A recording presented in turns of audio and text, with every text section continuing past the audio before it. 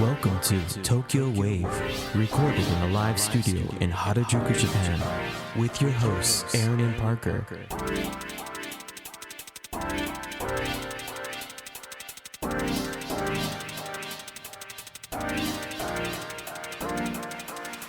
All right, everyone, welcome to episode 80 of Tokyo Wave. We're your hosts, Aaron Randall and Parker Allen. On Tokyo Wave, we bring you weekly updates from our studio in Harajuku. Join us in segments featuring this week's top news, political happenings, business, and other random garbage. To get us started, here are this week's top news highlights.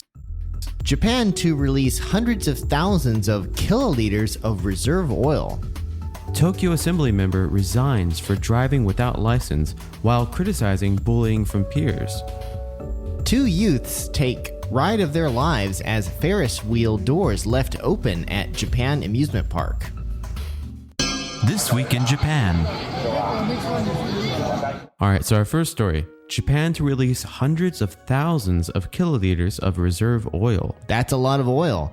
Kyoto News has reported that Japan will release hundreds of thousands of kiloliters of crude oil from its emergency reserves, Industry Minister Koichi Hagiura said on November 24th, as the country seeks to address rising prices in tandem with the United States and other major energy-consuming countries. Hagiura told reporters the timing of the release is still under consideration, adding, "We will be in step with the United States and other nations concerned.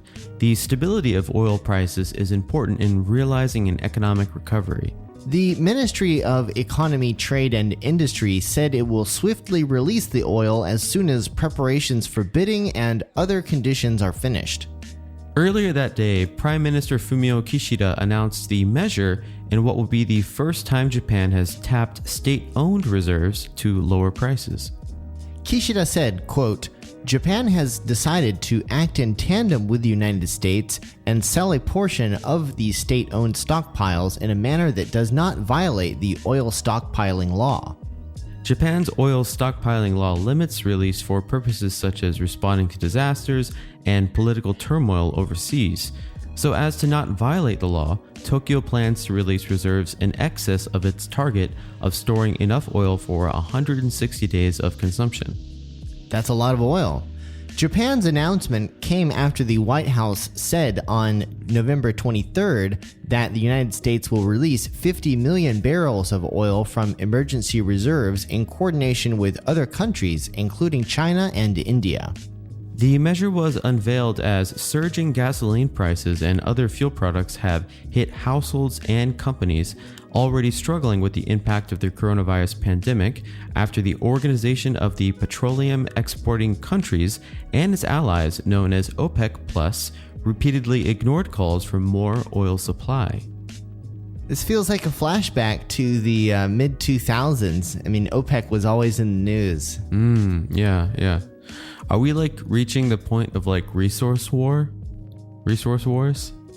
It's interesting because obviously there's a lot of different trends going on right now, and I think OPEC seems to see oil having limited utility in a future with more electric cars, and of course a lot of countries are shifting towards that policy.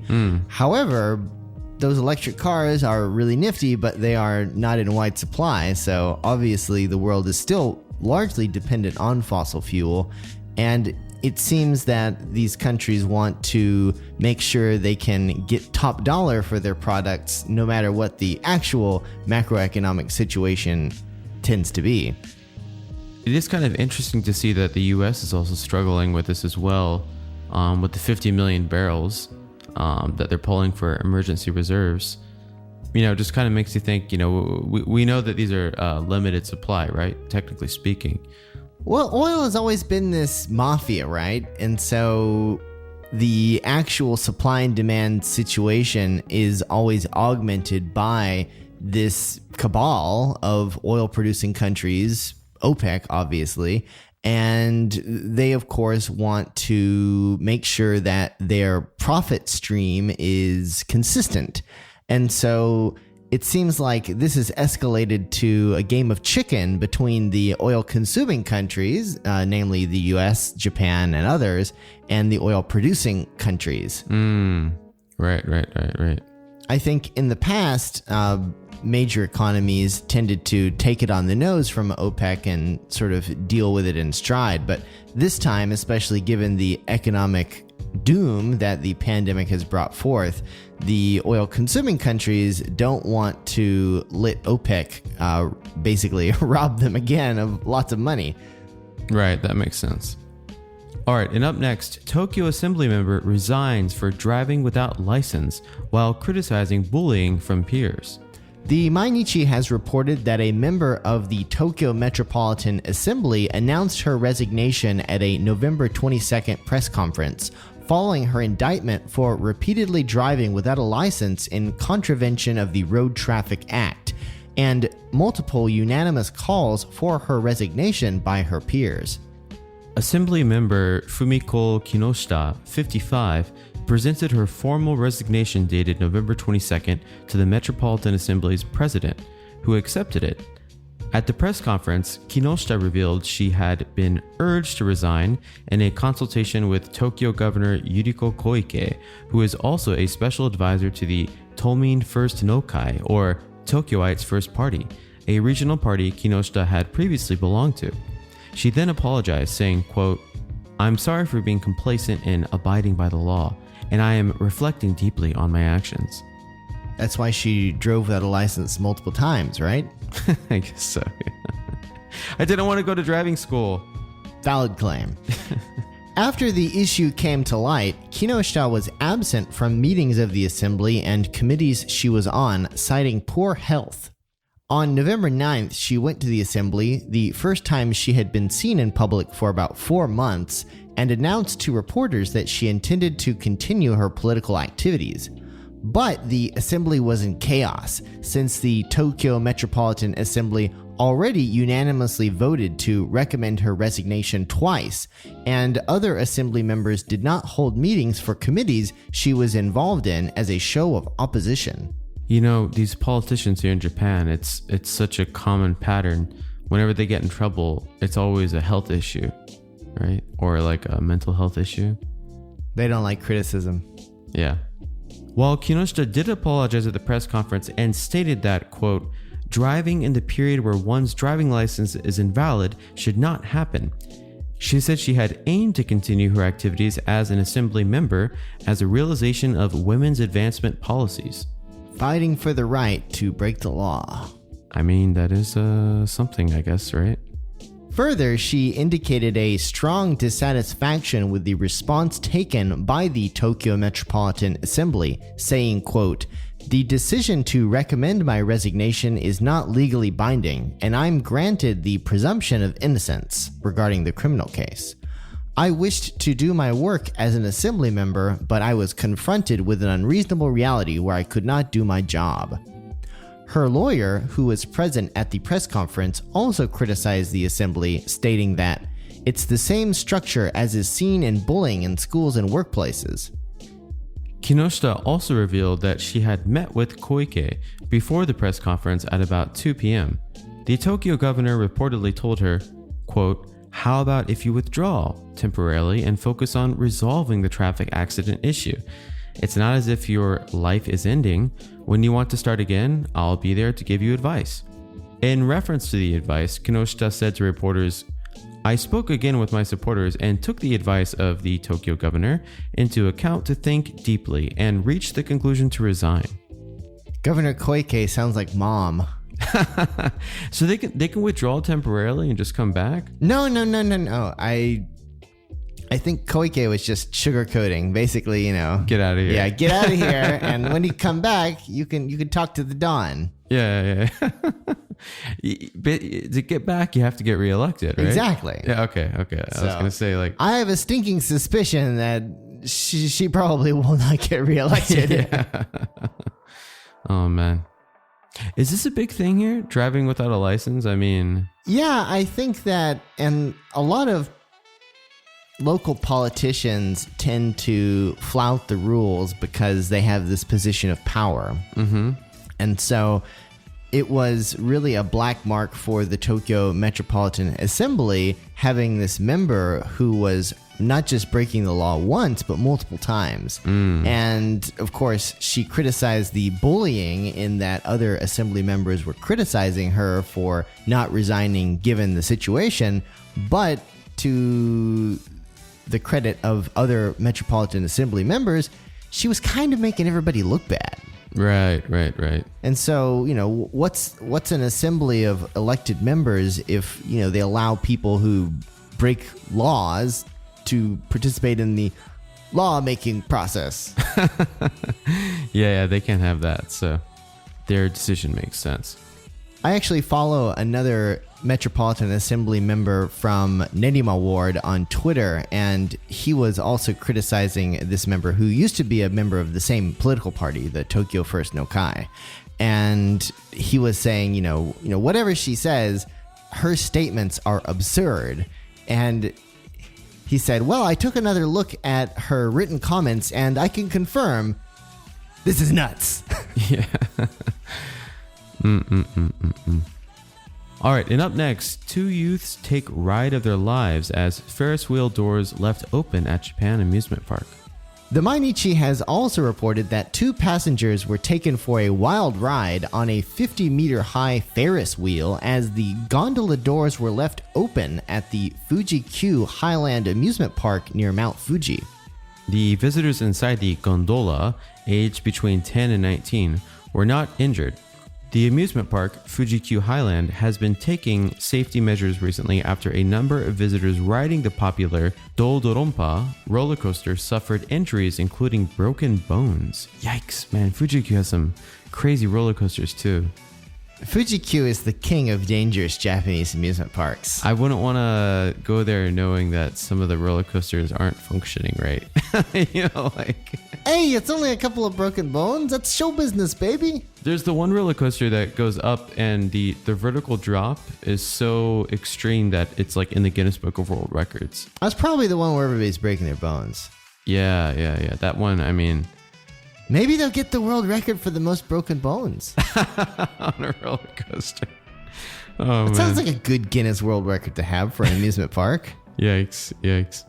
Operator Fuji-Q Highlands president Daisuke Iwata said at a news conference, this case just occurred just as we were making efforts to restore trust. We sincerely apologize. Following the latest incident, Fuji-Q Highland decided to halt operations on 6 attractions, including the already suspended Doldorompa, the Ferris wheel, and the Tekko Tsubancho Sky Tower Swinger until inspections and other measures are completed. According to the operator, a Ferris wheel attendant in charge of the exit noticed the gondola's doors were fully open after an approximately 12-minute-long circuit at around 9:55 a.m. Although boarding attendants are expected to close the gondola doors and lock them from outside after passengers sit inside, the visitors reportedly said that an employee left without closing the doors. The boarding attendant is apparently in a state of panic and cannot respond to the company's requests for an interview. Yikes, this is like my worst nightmare, man. I was on a Ferris wheel in Sapporo, which is on like the 10th floor of like a shopping center. And like it goes super high up, and when you get like to the top, they pause for like 5 minutes, and like at first it was cool, but then I'm like, oh my god, like is it stuck? I couldn't imagine like just the door like being open, like oh my god. The Ferris wheel's 32 gondolas do not have seatbelts, and the exposed gondola has capacity for 4 passengers. If the doors are closed but not locked, a safety buzzer goes off, but in this case the buzzer was silent because the doors weren't closed. The company explained that it will introduce a system to make an emergency stop when a passenger notices something abnormal.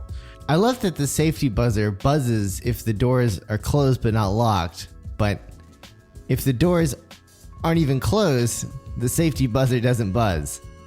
Another design flaw. I mean, we didn't think about that!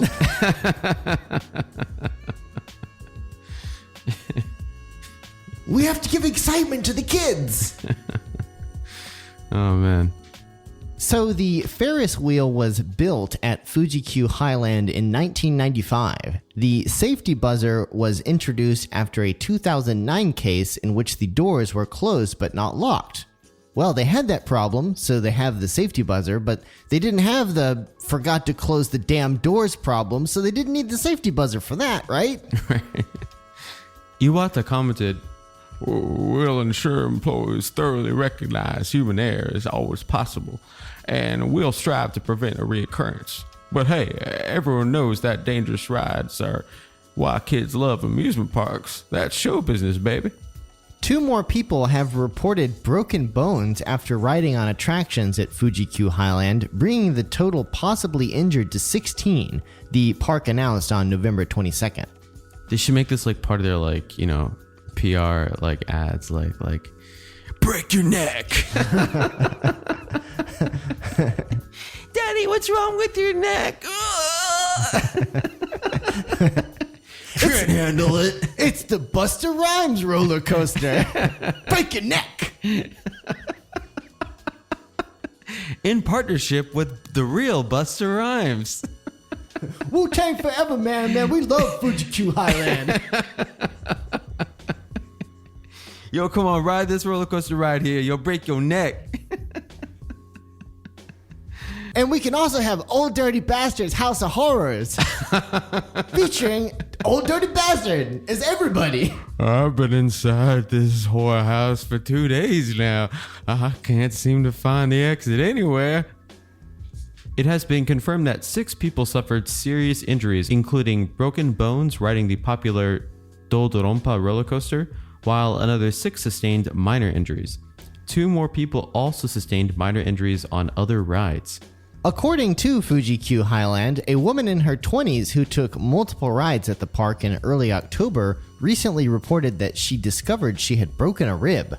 Another woman in her 40s who took multiple rides in mid-November reported to the park that she had a compressed lumbar fracture.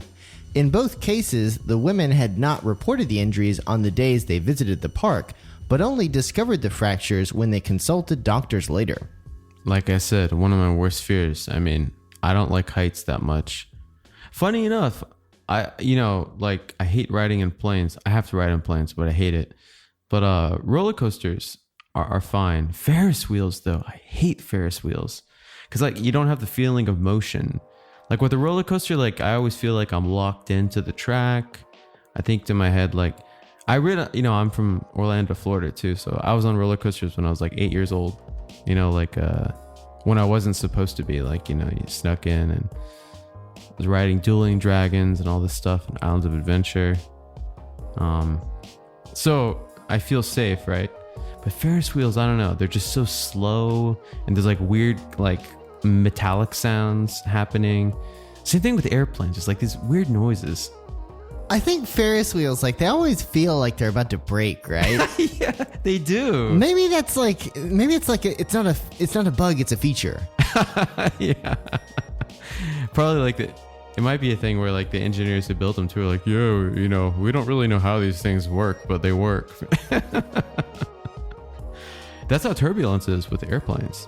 Like turbulence is not completely understood. Like fluid dynamics and the way turbulence happens. Like we've built these airplane structures that can fly through it, and like most people are okay, but still it's like not a well comprehended thing. Like it just blows my mind that both of the people who broke their bones rode the roller coaster multiple times. So they got off the ride and they're like, ouch, I think I'll go again. Maybe that pain was a little bit of a thrill, Maybe if they thought they rode it enough times, like it would get unfractured. I mean, I'm sure they probably didn't notice, but that's one of the things I worry about. Because how do you break a rib and not notice, though? I've heard of a lot of, like, I know with toes and fingers, it's like really easy to break. But a rib? Yeah, a rib, I think you probably have like certain stomach, chest pains, Yeah, that would be. I thought I was just having a good time. All right, and up next on Let's Talk About Creative Stuff Time, cultural agency to earmark 6.5 billion yen in supplementary budget to preserve local festivals.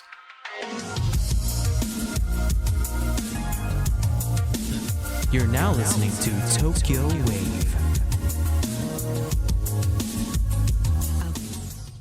The Yomiuri Shimbun recently reported that with local festivals and other traditional events facing a crisis amid the coronavirus pandemic, the Cultural Affairs Agency will earmark a total of 6.5 billion yen in a supplementary budget for fiscal 2021 to provide unusually large-scale assistance to preserve such traditions.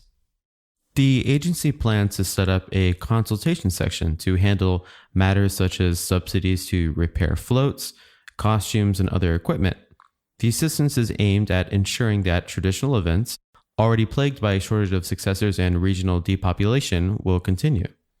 The agency also plans to promote the use of digital technology to visually record such festivals in detail to pass down the nation's festival traditions. It intends to publicize festivals across the nation by helping stream them online to entice people to attend in person after the pandemic is brought under control. Support will also be provided to train successors to hold traditional festivals. So far, the agency has extended support mainly to festivals such as those designated as national, important, intangible folk cultural assets. However, the agency has decided to provide financial support regardless of whether such a designation has been made under the special circumstances brought about by the pandemic. The agency is considering allowing local governments to select candidate individuals and organizations to receive the assistance. According to a survey by the Japan Folk Performing Arts Association, more than 90% of about 60 folk performing arts organizations nationwide said they had canceled their events or scaled them down or were affected in some other way by the pandemic during a period from February to July last year when the infection situation worsened. Wow, 90%. That's wild. Well, think about it. Last year, there were no festivals. This year, most of them didn't happen for the second year in a row. Right. You know, there were some classical music shows I wanted to go to, and it was always the same pattern. Like, as you said, 2020, they extended it into like the fall, and the fall came, they extended it to 2021. Yeah, and they're just canceled forever. It's terrible. In October this year, the National Association for the Preservation of Yama, Hoko, and Yatai floats submitted a request to the agency for financial support, expressing concern that traditional skills will go into decline or even die away if a lack of funds reduces the chances of repairing and preserving festival floats. An agency official said, quote, "By supporting traditional events and folk performing arts, we hope to restore the bonds of local communities that have lost chances for social interactions, as well as to promote regional revitalization." So hopefully that means there will be some great festivals to enjoy in Japan next year. What are some of Japan's most popular festivals? Let's take a look at some of the highlights. One of the biggest festivals in Japan is, without a doubt, Awa Odori. And Awa Odori festivals happen in Tokyo and other places as well, but they originated in Tokushima Prefecture, where the main Awa Odori festival happens in mid-August during normal times. The largest traditional dance festival in Japan, Awa Odori, takes place in Tokushima City in the secluded prefecture of Tokushima on Shikoku Island. Occurring for several days during mid-August, the Awa Odori boasts over 400 years of profound history and is counted amongst Japan's 3 great Bon Odori festivals, which are all large-scale traditional dances occurring during the summertime holiday in Obon. Awa Odori features groups of choreographed dancers known as ren. There are lots of different ren of varying sizes, including amateur ren, made up of locals, highly trained professional ren, and ren of school children or employees from a company. Each ren is divided between the men's dance and the women's dance, with the men donning a traditional garment known as a hapi and socks, while women wear a yukata and traditional amigasa straw hat with geta wooden clogs. The men's dance is intense and dynamic, while the women's is refined and elegant. Awa Odori is also noted for its distinctive duple time music, which is produced by a band called a narimono, with a number of instruments including bells, flutes, shamisen, and taiko drums. I remember seeing the Awa Odori and really liking the musical selection. It's really really traditional Japanese style, instrumentation, and really kind of wild and weird. Yeah. And the drums are always just dun dun dun dun dun dun dun dun dun. Yeah, no, it's really cool. It's really cool. Another one of Japan's foremost matsuri would be the Aomori Nebuta Matsuri, which takes place in early August. One of Northern Tohoku's standout events, the Aomori Nebuta Matsuri, is centered around huge, dramatic nebuta, paper lantern floats designed in the shapes of deities, mythical creatures, kabuki actors, and more. The Nebuta Matsuri is celebrated simultaneously in almost every region of Aomori Prefecture during early August, with popular places to witness it being Aomori City, Hirosaki, and Goshogawara. Surrounding the floats are Haneto dancers who perform an energetic routine timed to a musical accompaniment while dressed flamboyantly. Beginning as a ritual to send off the spirits of the dead, the origins of this custom can be traced back as far as the Tanabata Obon festivals of the Nara period, which was from 710 to 794 AD. While most of these festivals see small lanterns gently gliding down rivers, those in Aomori have evolved into massive sculpture-like nebuta lanterns reaching up to 5 meters tall and 9 meters wide. With over 2 million people attending the event, it remains one of Japan's largest celebrations and a part of Tohoku's 3 great festivals. Funny story about the Nebuta Matsuri. One of our mutual friends was filming the Nebuta Matsuri, and with all of these floats in the air, came to the natural conclusion: film it with a drone. Yeah, that would be pretty wild. And it was a great idea, and the festival committee approved, so he flew the drone. Mm-hmm. Then he was arrested by 50 police officers. No way. So the committee said okay, but he didn't have a permit to fly, and one of the rules apparently is you're not supposed to fly over crowds of people. Right. And apparently this Nebuta Matsuri brings about 2 million people, so... Drones are super restricted here in Japan, I mean. This was before a lot of people knew the drone rules, though. Oh, okay. 50 police officers. Sounds like that guy that came on the boat from Russia over to like Hokkaido. It's like 50 immigration officers. Like, I don't know why they decided they needed 50 guys to take down one guy with a drone, but... So another festival, the Kishiwara Danjiri Matsuri, which occurs in mid-September, is held in Kishiwara City, Osaka. The Kishiwara Danjiri Matsuri is probably the rowdiest festival that Japan has to offer, and it is known for its show of extremely large and heavy danjiri, or wooden floats, pulled along at breakneck speeds.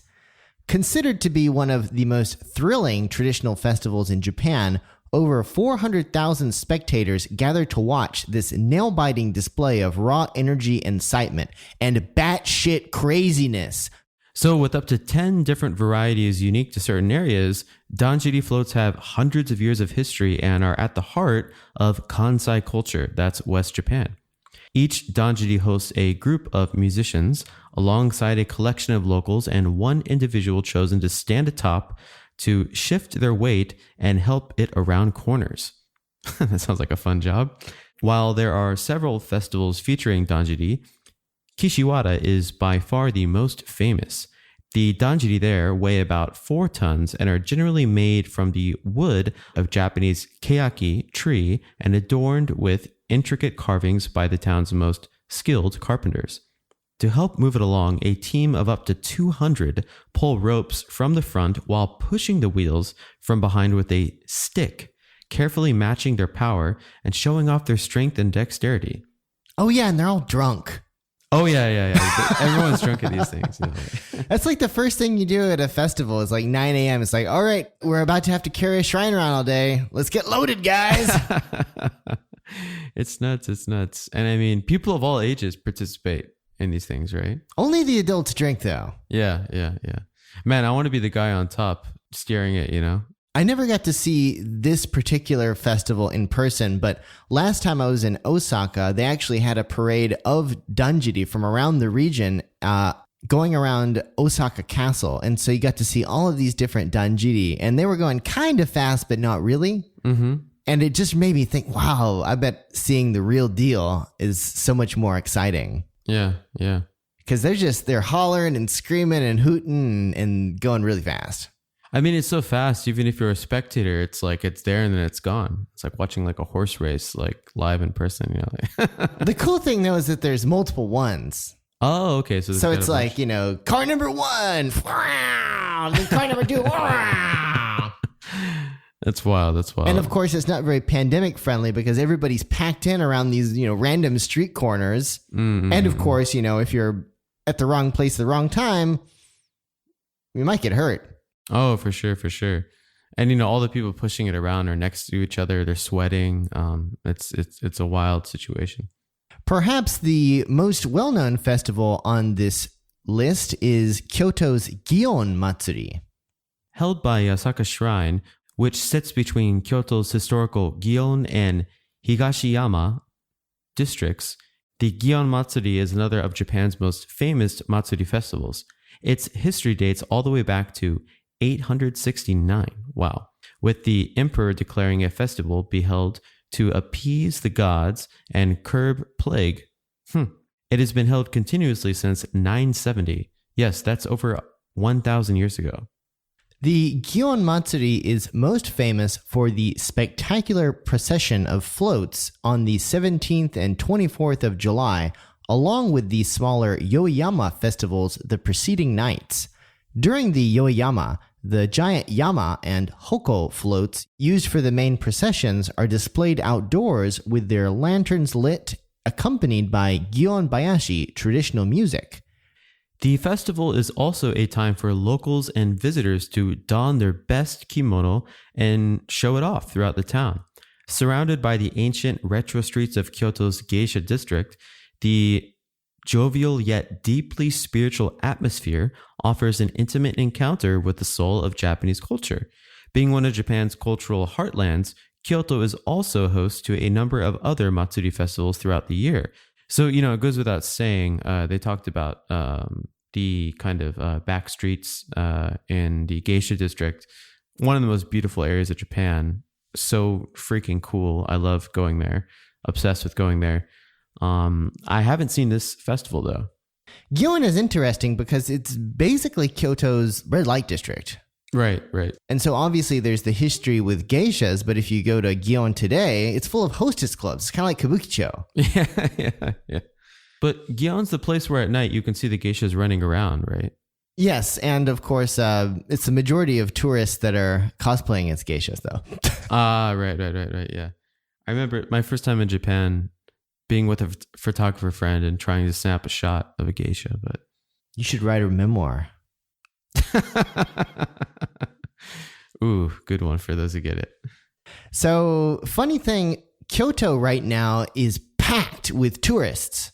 Okay. But they're not foreign tourists this time. They're Japanese tourists because we're right in the middle of the autumn foliage season. Oh my gosh, yes. And so right now, there's actually a lot of Kyoto tourism officials and stakeholders complaining about the current wave of tourists because most of them are coming from nearby, as usually there are so many foreign tourists that the locals don't want to go. Mm-hmm. But they're coming, they're seeing, and they're leaving. They're not staying. Ah, I see. Yeah. Gosh, makes me want to go back to Kyoto. I went right before the fall foliage in 2020. Nobody was there, but I guess things are. People are feeling a bit more safe to go out and travel now. So the festivals on this list so far, if you're familiar with Japanese festivals, are probably something that you've heard of before. However, we're also going to share one that you might not have. This is actually my personal favorite, the Tono Matsuri in Tono City of Iwate Prefecture. The Tono Matsuri is held on the third weekend of September and features such a great variety of local performing arts that you can hardly see it all in a single day. These include Emikoshi or portable shrine parade, Kagura dances, Shishi Odori dances, Nambu Bayashi festival music, and more. About 60 groups parade through the city on the first day alone. Spectators are overwhelmed by the power and energy still thriving today in these traditional performances. Until 2019, Tono Matsuri was held every year up until 2019. However, it was canceled in 2020 and 2021 due to the pandemic. So, with a lot of traditional Matsuri festivals in Japan, Tono Matsuri is a collection of different parts that include different traditional performing arts. One of these is Kagura. This is a performing art in which a Shinto shrine is set up and the gods are invited to perform prayers and oracles as incarnations of the gods. Prayers are offered to drive away bad luck, purify the body, and pray for a good harvest. Tono's Kagura has been handed down in the Shinto Kagura and Yamabushi Kagura lineages. The Shinto Kagura has a slow tempo and gracefulness, while the Yamabushi Kagura is fast and dynamic. Among the local performing arts of Tono, the largest number of records have been handed down, and the diversity is the charm of Tono's Kagura. So, Parker, I know you have a lot of experience in Iwate Prefecture. Have you seen this festival up close? It's awesome. Yeah. And of course, I think the gift and the curse of the big festivals is that they're huge, they're popular, they have thousands of years of history. But because they're so popular, there's so many people there. And it's kind of hard to have a good time. Yeah. I mean, that's why I haven't gone to the Danjiri one, because I want to go, but I also don't want to be crushed to death. So the endearing thing about the Tono Matsuri is that there's around 55 to 60,000 spectators at the Tono Matsuri, which is a lot of people. It's actually twice the population of Tono, or over twice, actually. Oh, wow. But still, it's manageable. And so you can enjoy the event, and there's lots of tourists, but it doesn't really make you feel too oppressed by the volume of people around you. I mean, having that many people, right, in a city at one time, the hotel industry, restaurant industry, everyone is kind of like, that's a large percentage of their yearly income comes from that. So, and that hasn't happened for 2 years now. That's nuts. So this kind of makes sense why the cultural agency is kind of putting this money together, right, to help preserve these local festivals. I mean, what a shame it would be if they stopped doing these. I mean, these are the big attraction events that make people come to Japan. A lot of my friends that want to come to Japan, they see pictures of these festivals and they're, Aaron, where is this? Where does it happen?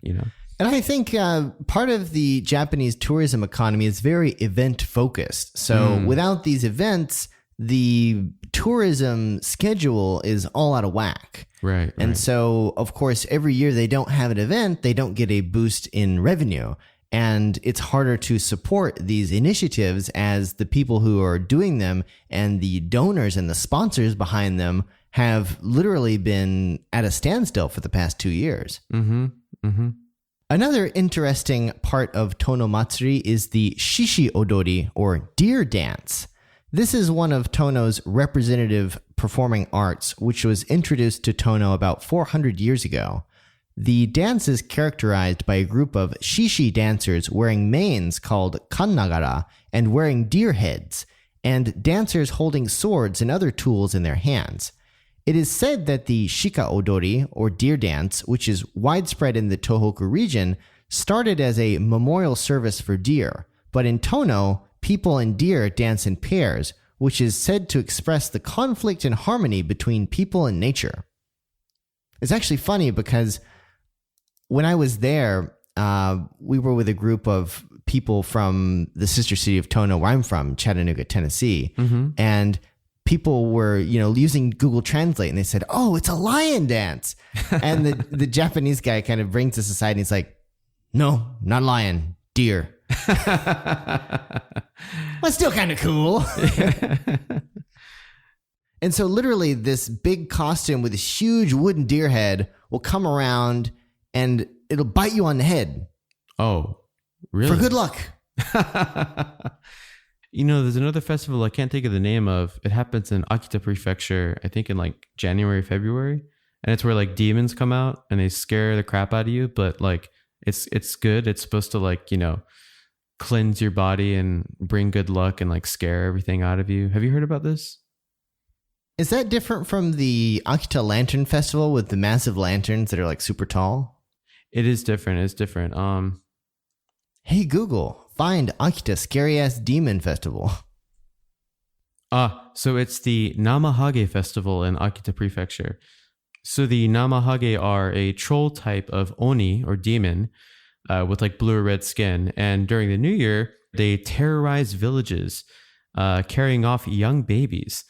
And the only way to appease them and send them on their merry way is by giving them mochi. So I remember we made the mochi and then we went to this festival. But you bringing up the Shishiodori where the deers actually bite the spectators reminded me of the Namahage where, I think it's different from like, an event like in the States or something. Like when you go to these festivals here in Japan, like you're involved, like they involve you in the process. Like they either scare the crap out of you.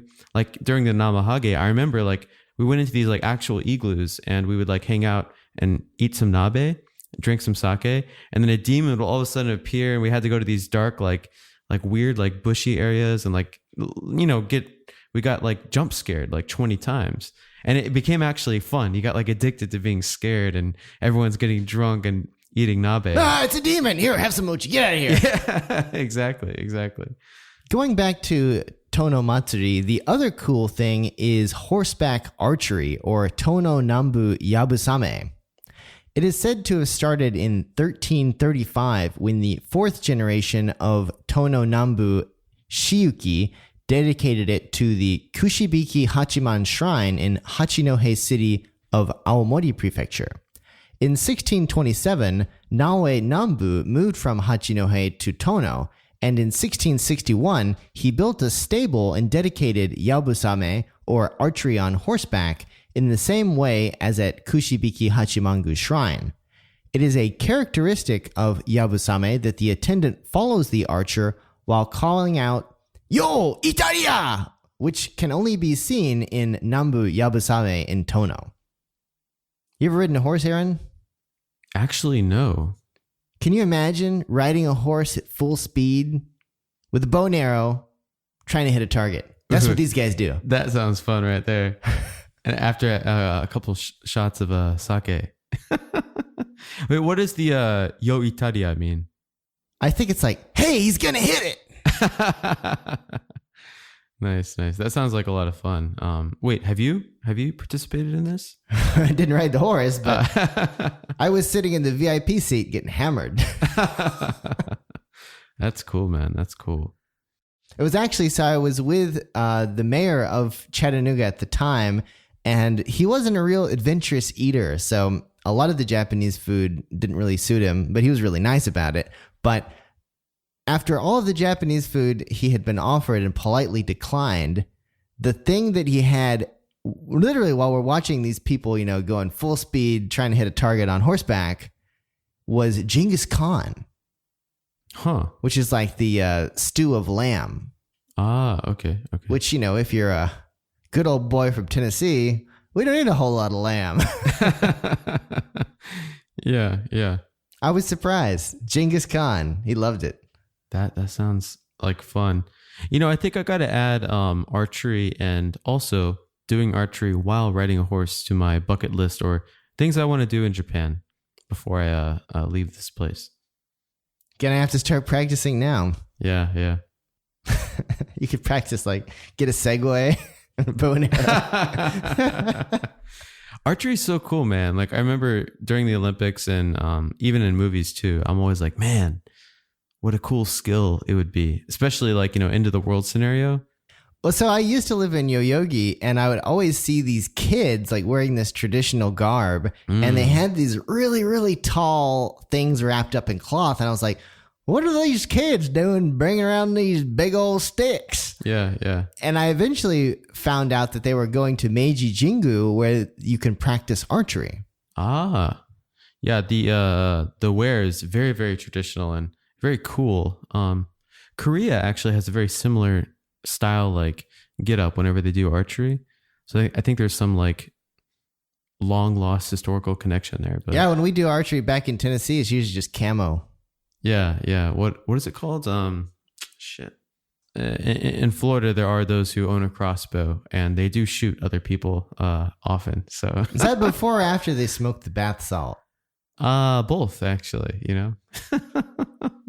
It's original. Yeah. It's a ritual. Yeah. So yeah, I think we're all excited to see these festivals start coming back next year. And I can only hope that the government will continue supporting them and consider further support, given how the pandemic has put a lot of festival budgets and planning processes out of whack. Absolutely. I'm looking forward to a very energetic and busy 2022 with hopefully the borders opening back up and we can get some tourists back into these areas that really need the money. So Japanese TV programs can start complaining about them again. Yeah. Hey listeners, that's right. You listener right there. Who do you think should be our next guest on Tokyo Wave? Let us know. Drop us a line at wave@tokyowave.jp. We hope you enjoyed Tokyo Wave. If you haven't already, you can subscribe to our podcast on Apple Podcasts, Spotify, SoundCloud, and YouTube. Join us again next week on Tokyo Wave.